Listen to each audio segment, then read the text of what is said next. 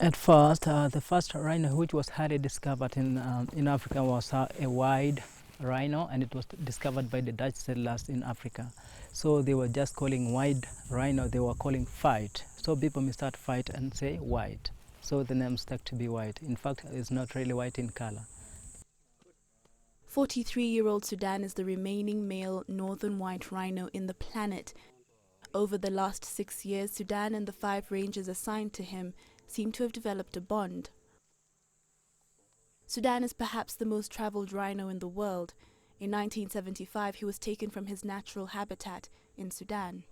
They used to capture wildlife from different parts of the world, probably still do, for zoos. That was just something that was done on a regular basis, and it would have been, as you know, zoos in those days used to differentiate themselves by virtue of the exotic species that they had and nobody else had.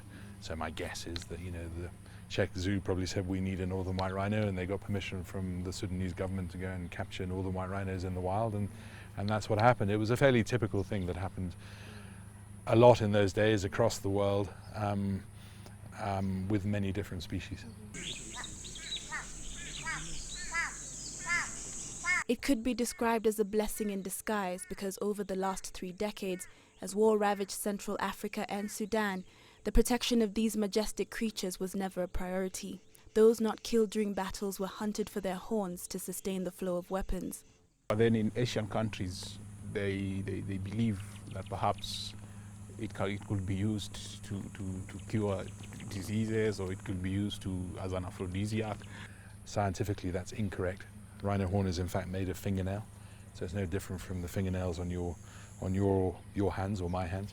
But nevertheless, the cultural belief is that it has these powers, and therefore it's in demand from those areas. In 1975, Sudan was taken to a zoo in the Czech Republic, where he stayed for more than 3 decades. But in 2009, it was agreed that he be brought here to Ol Pajeta Conservancy in Kenya, along with 3 other rhinos.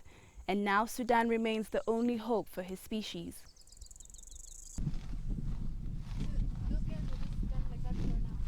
But Sudan is old and too weak to mate with the remaining 2 Northern White Rhino females. He has been trying before, but he has got a problem with his hind leg. His hind leg is, he cannot able to support himself. I think maybe because of old age. So, and he's too old enough, so he won't be able to have a chance to mate.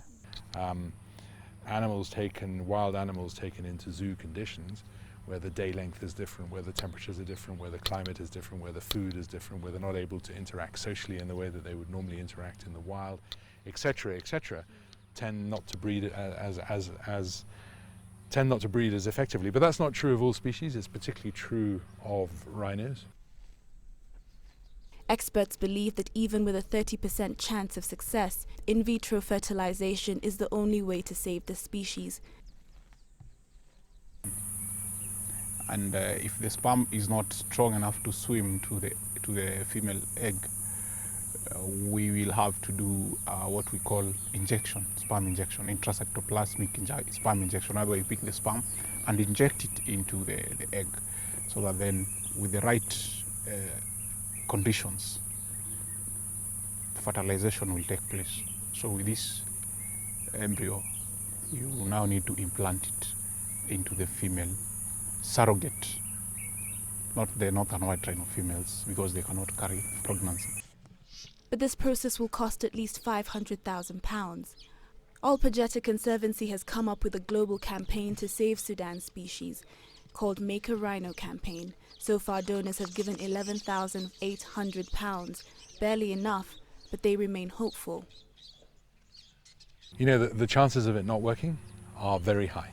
Okay, so the truth of the matter is, the chances are that this species will become extinct, and that's just a reality. You know, we're talking here about 3 animals. If you ever let a species diminish to the point there's only 3 animals left, then the chances of recovering that species are very small.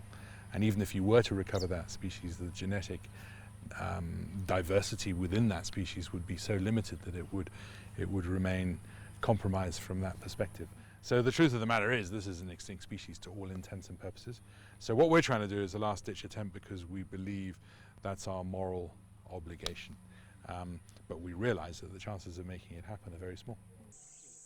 For now, Sudan, Najin and Fatu remain under tight surveillance under the watchful eyes of rangers like Zachariah and experts like Stephen, until next year when they hope the IVF treatment can begin and the Southern White Rhino species can hopefully be saved from extinction. Kathryn Ogunde, CCTV.